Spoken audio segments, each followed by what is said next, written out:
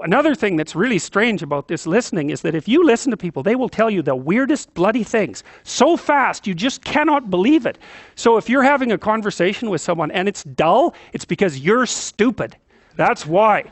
You're not listening to them properly because they're weird. They're like wombats or albatrosses or rhinoceroses or something. Like they're strange creatures. And so if you were actually communicating with them and they were telling you how weird they really are, it would be anything but boring. So, and you can ask questions. That's a really good way of listening. But, you know, one of Roger's points is, well, you have to be oriented properly in order to listen. And the orientation has to be, look, what I want out of this conversation is that the place we both end up is better than the place we left. That's it. That's what I'm after. And if you're not after that, you got to think, why the hell wouldn't you be after that? What could you possibly be after that would be better than that? You walk away smarter and more well-equipped for the world than you were before you had the conversation, and so does the other person.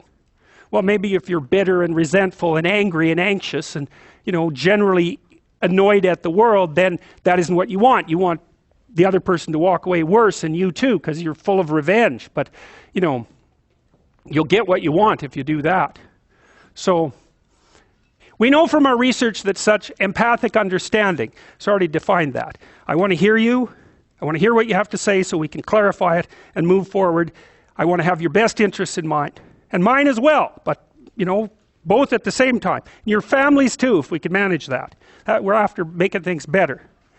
We know from our research that such empathic understanding with a person, not about him, is such an effective approach that it can bring about major changes in personality. Some of you may be feeling that you listen well to people and that you have never seen such results. The chances are very great that you have not been listening in the manner that I've described. Fortunately, I can suggest a little experiment that you can do to test the quality of your understanding.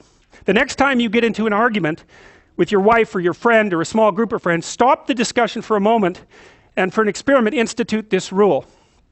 Each person can speak up for himself only after he has first restated the ideas and feelings of the previous speaker accurately. What accurately means is they have to agree with your restatement.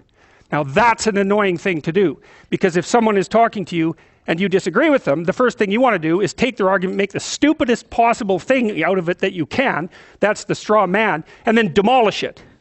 It's like, so then you can walk away feeling good about it, and you know, you dominated them really nicely. So, but that isn't what you do. You say, okay, well, I'm going to take what you told me, and maybe I'm even going to make your argument stronger than the one you made. That's useful if you're dealing with someone that you have to live with, because maybe they can't bloody well express themselves very well, but they have something to say. So you make their argument strong. All right, then you see what this would mean. It would mean that before presenting your own point of view, it would be necessary for you to really achieve the other speaker's frame of reference, to understand his thoughts and feelings so well that you could summarize them for him. Sounds simple, doesn't it? But if you'll try it, you'll find that it's the most difficult thing that you've ever done. Okay, good. We'll leave it at that, and then we'll see you on Tuesday.